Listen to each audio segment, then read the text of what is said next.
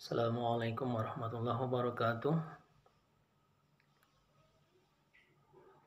Bersyukur kita kepada Allah dengan mengucapkan Alhamdulillahirabbil alamin. Berselawat kita kepada Rasulullah dengan mengucapkan Allahumma shalli wa sallim wa barik ala Muhammad. Pada kesempatan ini kita akan membahas hukum. Bismillahirrahmanirrahim.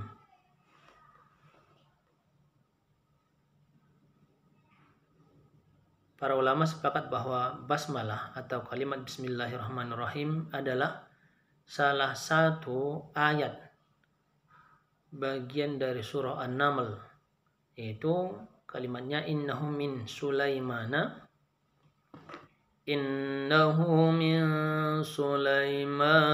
wa innahu bismillahirrahmanirrahim.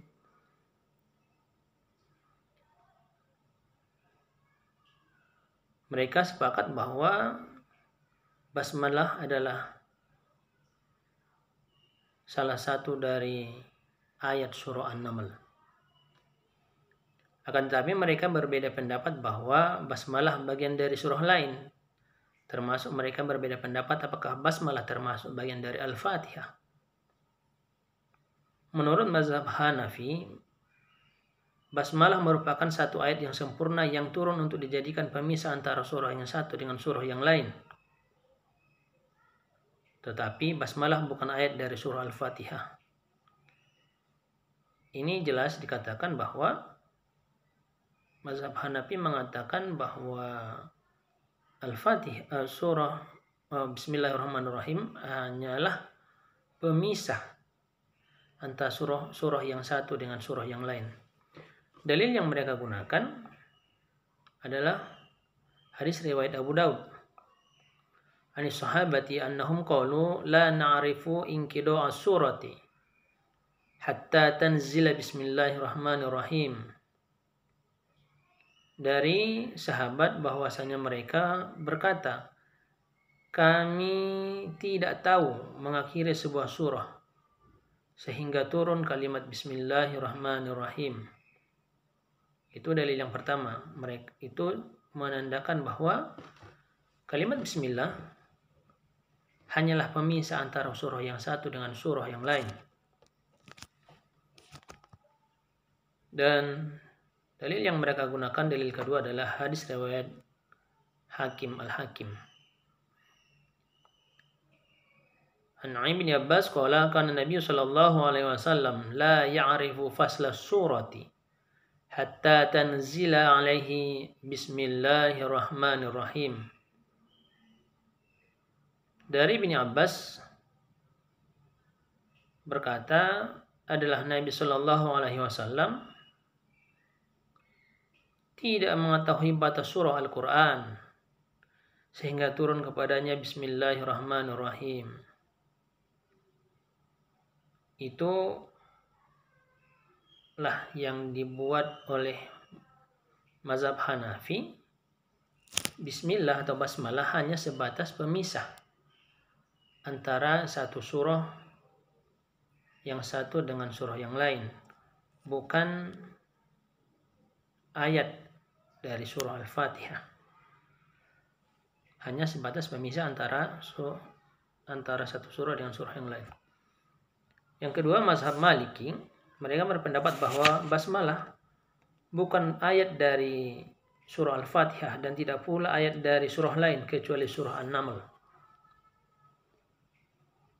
Bahkan menurut mazhab ini, membaca bismillah dalam sholat sebelum Al-Fatihah, baik jahar maupun sirri, adalah dilarang. Dalil yang mereka gunakan adalah An Anas, hadis riwayat Muslim, An Anas qala shallaitu ma'a Rasulillah sallallahu alaihi wasallam wa Abu Bakar wa Umar wa Utsman falam asma' ahadam minhum yaqra'u bismillahirrahmanirrahim. Dari Anas bin Malik, ia berkata, saya sholat bersama Nabi Shallallahu Alaihi Wasallam, Abu Bakar, Umar dan Utsman, dan saya tidak mendengar satu pun di antara mereka itu membaca Bismillahirrahmanirrahim.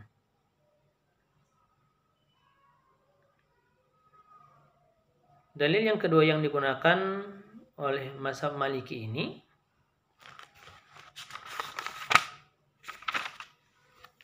hadis riwayat Muslim an Anas bin Malik qala shallaitu khalfan nabi sallallahu alaihi wasallam wa Abu Bakar wa Umar wa Utsman fakanu yastaftihuna bilhamdillahi rabbil alamin la yazkuruna bismillahirrahmanirrahim fi awwali qiraatin wala fi akhiriha.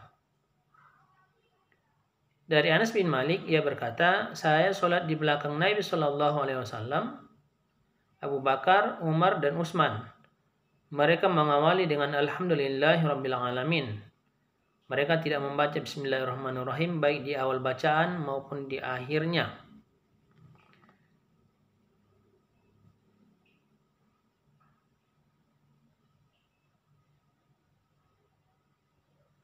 Dan menurut mazhab Maliki ini,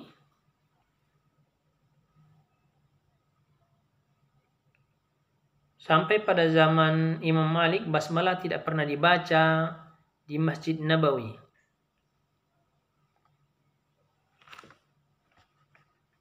Jelaslah bagi kita bahwa menurut mazhab Maliki dilarang membaca Bismillahirrahmanirrahim. Yang ketiga yaitu mazhab Syafi'i. Menurut mazhab Syafi'i, mazhab ini berpendapat bahwa basmalah merupakan ayat pertama dari Al-Fatihah. Bahkan basmalah juga merupakan salah satu ayat dari surah-surah lainnya kecuali surah At-Taubah. Pendapat ini berdasarkan kepada dalil berikut. Dalil yang pertama, hadis riwayat Ad-Daruqutni. An Abi Hurairah radhiyallahu anhu qala Rasulullah sallallahu alaihi wasallam idza qara'tum al-Fatihata faqra'u bismillahirrahmanirrahim fa innaha ihda ayatiha. Dari Abu Hurairah, beliau berkata, Rasulullah Shallallahu Alaihi Wasallam bersabda, apabila kamu membaca Al-Fatihah, maka bacalah Bismillahirrahmanirrahim. Karena Bismillahirrahmanirrahim adalah satu ayat dari bagian dari surah Al-Fatihah. Dalil yang kedua yang digunakan oleh mazhab Syafi'i bahwa Bismillah merupakan bagian dari surah Al-Fatihah dan surah-surah lainnya, yaitu dalil hadis riwayat Muslim. An Anas qala bainana Rasulullah sallallahu alaihi wasallam zata yaumin baina azhurina is i'fa'ata summa rafa'a ra'saha mutabassaman faqulna ma adhakaka ya Rasulullah qala unzilat alayya anifa suratun faqra'a bismillahirrahmanirrahim inna a'tainakal kautsar fasalli li rabbika wanhar inna syani'aka huwal abtar. Dari Anas, ia berkata, pada suatu ketika Rasul ada di tengah-tengah kami. Tiba-tiba ia mengantuk, kemudian ia mengangkat kepalanya sambil tersenyum. Kemudian kami berkata, Kenapa Tuhan tertawa, ya Rasul? Rasul menjawab, barusan ini telah turun sebuah surah. Kemudian Nabi membaca Bismillahirrahmanirrahim. Sesungguhnya kami telah memberikan kepadamu nikmat yang banyak, maka dirikanlah solat. Dari kalimat Bismillahirrahmanirrahim langsung ke kalimat Inna a'tainakal kautsar sampai huwal abtar. Selain keterangan hadis di atas, mazhab Syafi'i juga mengemukakan alasan bahwa kenyataannya dalam mushaf imam, basmalah ditulis pada awal setiap surah kecuali surah At-Taubah.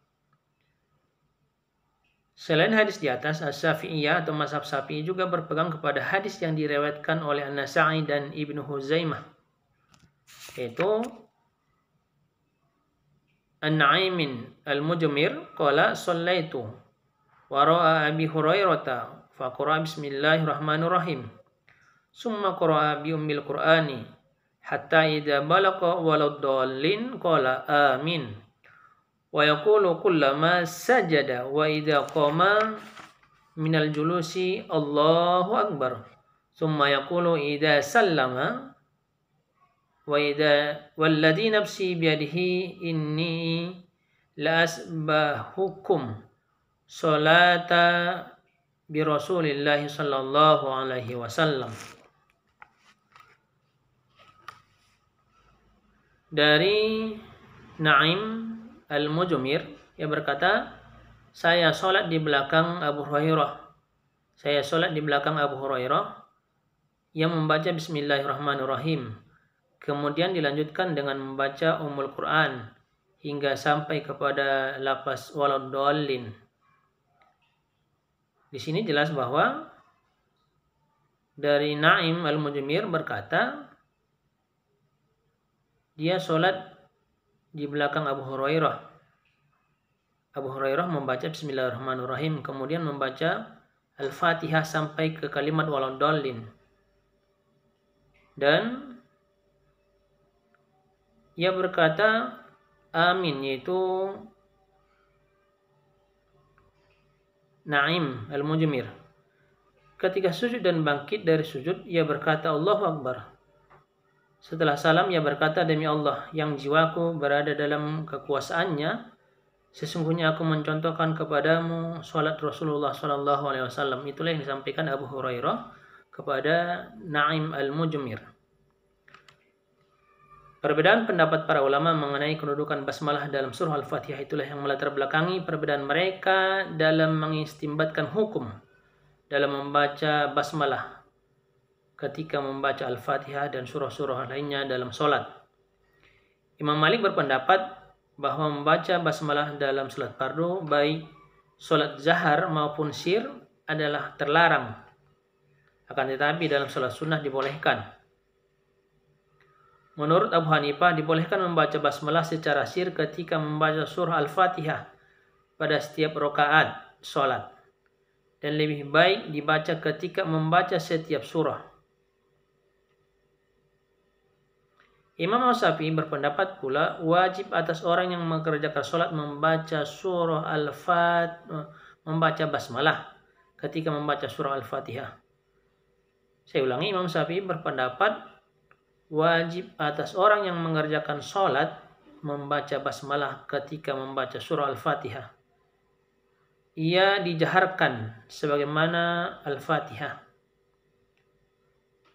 Sebagaimana Al-Fatihah pada sholat zahar dan sir. Sedangkan menurut Ahmad, basmalah itu dibaca secara sir dan tidak sunnah menjaharkannya.